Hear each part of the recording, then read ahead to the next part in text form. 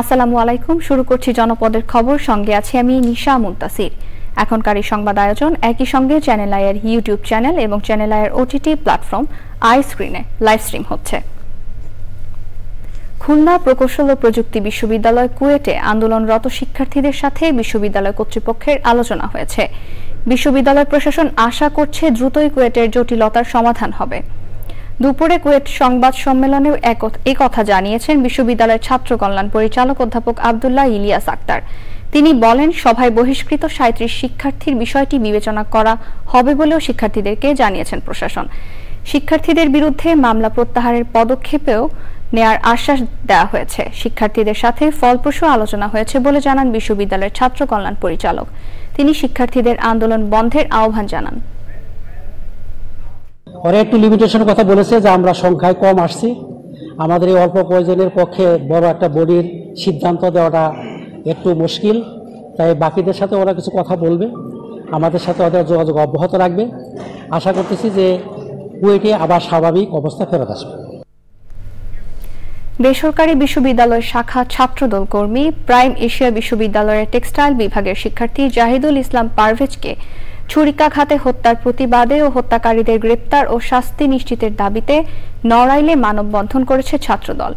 নড়াইল সরকারি Victoria college ছাত্রদলের মানববন্ধনে সভাপতিত্ব করেন কলেজ ছাত্রদলের আহ্বায়ক আরিফ হাসান। বক্তৃতা করেন জেলা ছাত্রদলের সভাপতি ফরিদ বিশ্বাস, সাধারণ সম্পাদক খন্দকার মাহমুদুল হাসান সনি এবং সরকারি ভিক্টোরিয়া কলেজ ছাত্রদল ও জেলা ছাত্রদলের নেতাকর্মী। আমাদের ভাই শহীদ পারভেজের দ্রুত বিচার করতে হবে এবং এই সন্ত্রাসীদের ২৪ ঘন্টার ভিতর গ্রেপ্তার করতে হবে। এই বৈষম্য বিরোধীরা তারা এখন ছাত্রলীগের ক্যাম্পাসে ঢুকানোর জন্য তারা লিজ নিয়েছে। বর্তমান প্রশাসনকে বলতে চাই, আপনারা অনতিবিলম্বে এই সন্ত্রাসীদের গ্রেপ্তার করে দৃষ্টান্তমূলক শাস্তির ব্যবস্থা করবেন। চট্টগ্রাম বিশ্ববিদ্যালয়ের ৫ শিক্ষার্থী সহ অপহৃত ৬ জনকে উদ্ধারে খাগড়াছড়িতে সেনাবাহিনীর অভিযান চলছে। সকালে জেলা সদরের দুর্গম ভাইবোন ছড়ার সুরেন্দ্র কারবারিপাড়া ও পূর্ণ কারবারিপাড়ায় অভিযান চালিয়ে পাহাড়ের আঞ্চলিক দল ইউপিডিএফ এর গোপন আস্তানার সন্ধান পেয়েছে সেনাবাহিনী।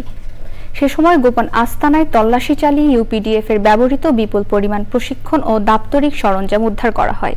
এসব সরঞ্জামের মধ্যে রয়েছে ল্যাপটপ, ক্যামেরা, ওয়াকিটকি ও মোবাইল ফোন। তবে অপহৃত কাউকে উদ্ধার করা সম্ভব হয়নি। গত বুধবার খাগড়াছড়ি সদরের গিরিফুল এলাকা থেকে অপহৃত হন চট্টগ্রাম বিশ্ববিদ্যালয়ের ৫ শিক্ষার্থী সহ ৬ জন। অপহরণের পর থেকে তাদের উদ্ধারে অভিযান চালিয়ে যাচ্ছে সেনাবাহিনী।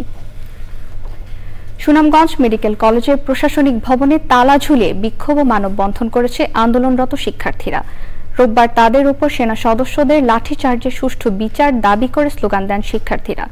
পর্যাপ্ত ক্লিনিক্যাল ক্লাস নিশ্চিত ও কলেজ হাসপাতাল চালু সহ বিভিন্ন দাবিতে চলমান আন্দোলনের ৭ম দিনেও উত্তপ্ত ছিল এই মেডিকেল ক্যাম্পাস। মিছিল স্লোগানে তারা তাদের অনিশ্চিত শিক্ষা জীবনের জন্য দায়ীদের বিচারের আওতায় আনার দাবিও জানিয়েছেন।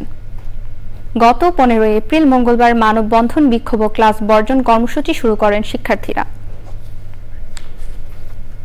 ভোলার গ্যাস ভোলায় ব্যবহার সহ ৩ দফা দাবিতে জেলায় সমাবেশ হয়েছে।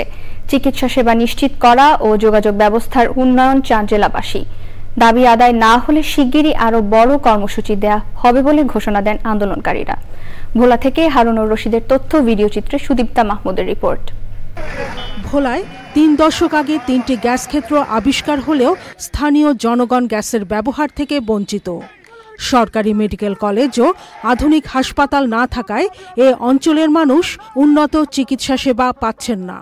যোগাযোগ ব্যবস্থা সহজ করতে ভোলা বরিশাল সেতু নির্মাণের দাবি দীর্ঘদিনের। ভোলার গ্যাস ভোলায় ব্যবহার, সরকারি মেডিকেল কলেজ ও হাসপাতাল স্থাপন এবং ভোলা বরিশাল সেতু নির্মাণের দাবিতে সমাবেশে অংশ নেন বিভিন্ন সামাজিক, সাংস্কৃতিক ও রাজনৈতিক সংগঠনের নেতাকর্মী সহ সব স্তরের প্রায় ২০ লাখ মানুষ। দেশ স্বাধীন হয়েছে আজকে অর্ধ শতাব্দীরও বেশি সময়, কিন্তু আমরা মূল ভূখণ্ড থেকে বিচ্ছিন্ন। আমাদের দাবি মেনে নিতে হবে। ভোলা থেকে 1 সেন্টিমিটার গ্যাসও বের করতে আমরা দেব না ছাত্র সমাজ। আমাদের ভোলায় 10 শয্যার জনবলের একটি হসপিটাল নাই, অথচ আমাদের এই ভোলা 4টা জেলার ধানের চাহিদা মেটায়। আমাদের দাবি ভোলা একটি সরকারি মেডিকেল কলেজ, ভোলা বরিশাল ব্রিজ, ভোলার মানুষের অধিকার। সামাজিক সংগঠন আগামীর ভোলার আয়োজনে সমাবেশে অংশগ্রহণকারীরা জানান, দাবি আদায় না হওয়া পর্যন্ত ভোলার গ্যাস বাইরে নিতে দেওয়া হবে না। ভোলা স্ট্রাইক নামে একটা কর্মসূচি আমরা দিতে পারি এবং আমরা যদি আমাদের সাথে বসে এই দাবিগুলো সমাধান না করা হয়, আমরা তো ইন্ট্রাকোর্ট যে গ্যাস এটা দিবই না, প্লাস হলো আমরা ভোলা ব্ল্যাক আউট কর্মসূচিও দেওয়ার সম্ভাবনা আছে। এর আগে শনিবার দুপুরে গ্যাস পরিবহনকারী 4টি গাড়ি আটকে রাখেন আন্দোলনকারীরা। পরে বিক্ষোভ মিছিল নিয়ে জেলা প্রশাসক বরাবর স্মারকলিপি দেন তারা। Sudipta Mahmud, channel I. চট্টগ্রামের আনোয়ারার গহিরায় অভিযান চালিয়ে আগ্নেয়াস্ত্র ও ইয়াবাসহ একজন মাদক ব্যবসায়ীকে গ্রেপ্তার করেছে কোস্টগার্ড। কোস্টগার্ড কার্যালয়ে সংবাদ সম্মেলন করে লেফটেন্যান্ট কমান্ডার সালমান সিদ্দিকী জানান, ভোরে কোস্টগার্ড বেস চট্টগ্রাম আনোয়ারার গহিরা সমুদ্র এলাকায় একটি বিশেষ অভিযান পরিচালনা করে। সে সময় সন্দেহজনক একটি কাঠের বোট তল্লাশি করে আগ্নেয়াস্ত্র, গুলি ও নগদ টাকাসহ কোটি টাকা মূল্যের ইয়াবাসহ শওকত আলী নামের এক মাদক পাচারীকে গ্রেপ্তার করা হয়।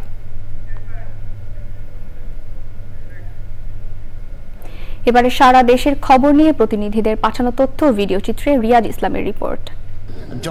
রাঙামাটিতে জাতীয় সিরাত সম্মেলন উপলক্ষে ওলামা সমাবেশ হয়েছে। পার্বত্য চট্টগ্রাম ওলামা পরিষদ আয়োজিত সমাবেশে প্রধান অতিথি ছিলেন ধর্ম উপদেষ্টা ডক্টর আ.ফ.ম. খালিদ হোসেন। সম্মেলনের প্রধান বক্তা ছিলেন বাংলাদেশ খেলাফত মজলিসের সভাপতি মাওলানা মামুনুল হক। চুয়াডাঙ্গায় জেলা উন্নয়ন সমন্বয় কমিটির মাসিক সভা হয়েছে। জেলা প্রশাসক মোহাম্মদ জহিরুল ইসলামের সভাপতিত্বে সভায় জেলার সার্বিক উন্নয়ন নিয়ে গুরুত্বপূর্ণ সিদ্ধান্ত নেওয়া হয়। ফিলিস্তিনিদের উপর বর্বর হামলা ও ইসরায়েলি আগ্রাসনের প্রতিবাদে ঝালকাঠির কাঠালিয়ায় বিক্ষোভ মিছিল ও সমাবেশ করেছে উপজেলা অটো শ্রমিকরা। নোয়াখালী সদর উপজেলার আন্ডারচর ইউনিয়নে জমি দখল ও মারধরের অভিযোগে সংবাদ সম্মেলন করেছে ভুক্তভোগী কৃষক। সংবাদ সম্মেলনে ইউনিয়ন যুবদলের সদস্য সচিব আজাদের বিরুদ্ধে জমির বিরোধ মেটানোর নামে 50,000 টাকা ও জমির দলিল আত্মসাৎ এবং জমি দখলের অভিযোগ করেন তিনি। গাইবান্ধা সদর উপজেলার খোলাহাটি ইউনিয়নের সড়কের বেহাল অবস্থার প্রতিবাদে ও ঝুঁকিপূর্ণ সড়ক মেরামতের দাবিতে মানববন্ধন করেছে এলাকাবাসী। নীলফামারী ডিমলা উপজেলার নাওতারার সাবেক সংসদ সদস্য ইঞ্জিনিয়ার শাহরিন ইসলাম তুহিনের সুস্থতার জন্য দোয়া ও মোনাজাত করেছে স্বেচ্ছাসেবক দল। রিয়াজ ইসলাম, চ্যানেল আই। দর্শক, জনপদের খবর আজকের মতো এই পর্যন্তই। একটু পর কৃষি সংবাদ দেখার আমন্ত্রণ জানিয়ে শেষ করছি। ধন্যবাদ সবাইকে।